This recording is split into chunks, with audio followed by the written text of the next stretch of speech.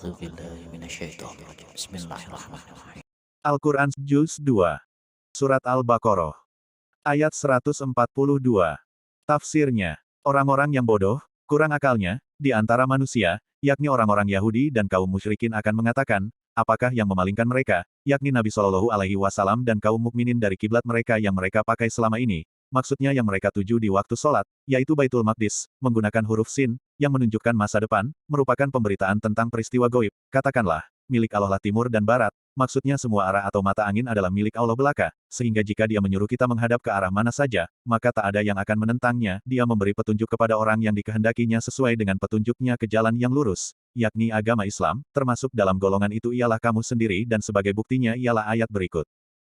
Ayat 143. Tafsirnya. Demikian pula, sebagaimana kami telah membimbing kamu padanya, kami jadikan kamu hai Muhammad sebagai umat yang pertengahan, artinya sebagai umat yang adil dan pilihan, agar kamu sekalian menjadi saksi terhadap umat manusia pada hari kiamat, bahwa rasul-rasul mereka telah menyampaikan risalah kepada mereka, dan agar rasul menjadi saksi terhadap kamu sekalian, bahwa ia telah menyampaikan risalahnya kepadamu. Dan tidaklah kami jadikan kiblat kamu sekarang ini, menurut arah kiblatmu dulu, yaitu Ka'bah yang menjadi kiblatmu yang mula-mula. Di Mekah, Nabi Shallallahu Alaihi Wasallam, ketika sholat menghadap ke sana dan tatkala ia hijrah ke Madinah disuruhnya menghadap ke Baitul Maqdis guna mengambil hati orang-orang Yahudi. Ada 16 atau 17 bulan lamanya Nabi menghadap ke Baitul Maqdis, lalu kembali menghadap ke Ka'bah, melainkan agar kami ketahui, menurut ilmu lahir, siapa yang mengikuti Rasul lalu membenarkannya di antara orang-orang yang membelot, artinya murtad dan kembali pada kekafiran disebabkan keraguan-raguan terhadap agama dan dugaan, bahwa Nabi Shallallahu Alaihi Wasallam dalam kebimbangan menghadapi urusannya, memang ada segolongan orang yang murtad disebabkan ini, dan sungguh, lafat in, berasal dari inna, sedangkan isimnya dibuang dan pada mulanya berbunyi, wa innaha, artinya, dan sesungguhnya ia, atau adalah ia, yakni pemindahan kiblat itu, amat berat, amat sulit diterima manusia, kecuali bagi orang-orang yang diberi petunjuk oleh Allah di antara mereka dan Allah tidak akan menyia-nyiakan keimanan mereka, maksudnya sholat mereka yang dulu menghadap ke Baitul Maqdis, tetapi akan tetap memberi pahala kepada mereka karenanya. Sebagaimana kita ketahui sebab turun ayat ini adalah datangnya pertanyaan mengenai orang yang meninggal sebelum pemindahan kiblat, sesungguhnya Allah terhadap manusia, yakni yang beriman, maha pengasih lagi maha penyayang, sehingga dia tidak akan menyia-nyiakan amal perbuatan mereka. Rokfah, artinya amat pengasih dan didahulukan agar lebih tepat menemui sasaran. Ayat 144. Tafsirnya. Sungguh, menyatakan kepastian, telah kami lihat perpalingan atau tengadah wajahmu ke arah langit menunggu-nunggu kedatangan wahyu, dan rindu menerima perintah untuk menghadap Ka'bah, sebabnya tidak lain karena ia merupakan kiblat Nabi Ibrahim dan lebih menggugah untuk masuk Islamnya orang-orang Arab, maka sungguh akan kami palingkan kamu atau pindahkan kiblatmu ke kiblat yang kamu ridhoi-ridhoi atau yang kamu sukai.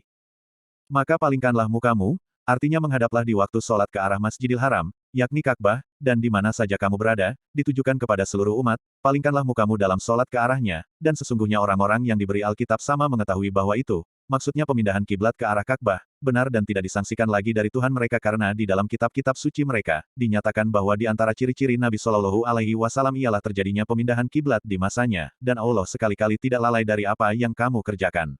Jika dengan huruf ta, maka ditujukan kepada kamu, hai orang-orang yang beriman, yang mematuhi segala perintahnya, sebaliknya, bila dengan huruf ya, maka ditujukan kepada orang-orang Yahudi yang menyangkal soal kiblat ini.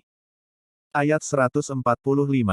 Tafsirnya. Dan sesungguhnya jika, lafat lam untuk sumpah, kamu datangkan kepada orang-orang yang diberi Alkitab semua bukti, atas kebenaranmu tentang soal kiblat, mereka tidak mengikuti, maksudnya tidak akan mengikuti kiblatmu disebabkan keingkaran dan kamu pun tidak akan mengikuti kiblat mereka. Hal ini dipastikan Allah mengingat keinginan kuat dari Nabi agar mereka masuk Islam dan keinginan kuat mereka agar Nabi Shallallahu Alaihi Wasallam kembali berkiblat ke Baitul Maqdis, dan sebagian mereka pun tidak akan mengikuti kiblat sebagian yang lain. Maksudnya orang-orang Yahudi terhadap kiblat orang-orang Kristen dan sebaliknya orang-orang Kristen terhadap kiblat orang-orang Yahudi, dan sekiranya kamu mengikuti keinginan mereka, yang mereka ajukan dan tawarkan kepadamu setelah datang ilmu kepadamu, maksudnya wahyu, maka kalau begitu kamu, apabila kamu mengikuti mereka, termasuk golongan orang-orang yang aniaya.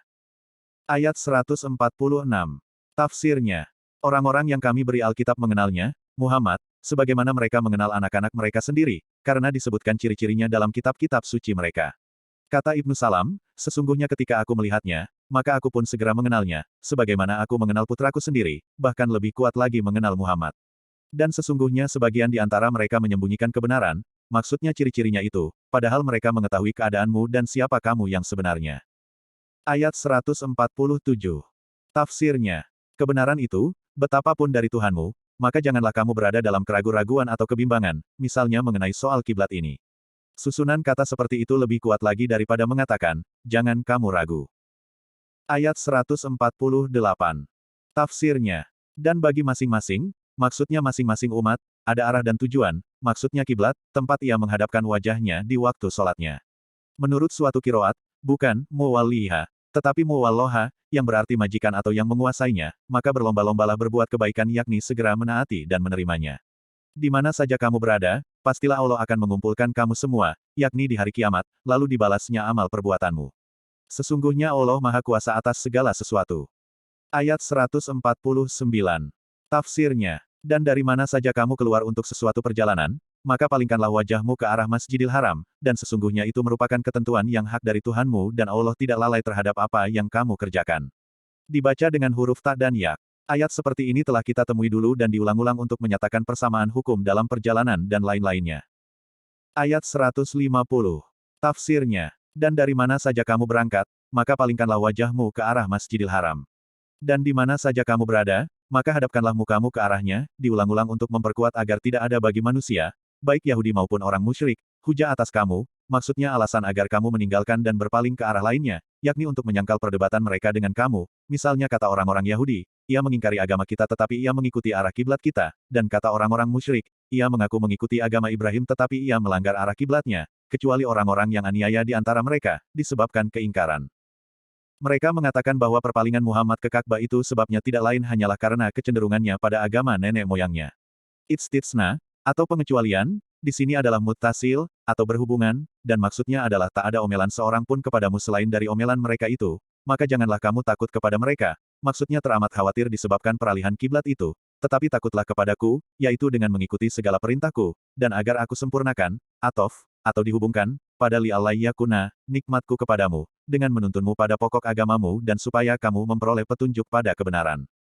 Ayat 151. Tafsirnya. Sebagaimana kami telah mengutus kepadamu seorang rasul dari golonganmu, berhubungan dengan lafal utimma, yakni untuk menyempurnakan sebagaimana sempurnanya utusan kami, yaitu Nabi Muhammad SAW, yang membacakan kepadamu ayat-ayat kami Al-Quran, menyucikan kamu, membersihkan kamu, dari kesyirikan, mengajari kamu Alkitab Al-Quran dan hikmah, yakni hukum-hukum yang terkandung di dalamnya, serta mengajari kamu apa-apa yang belum kamu ketahui. Ayat 152. Tafsirnya. Karena itu ingatlah kamu kepadaku yakni dengan sholat, tasbih dan lain-lain, niscaya aku ingat pula kepadamu. Ada yang mengatakan, maksudnya niscaya aku balas amalmu itu.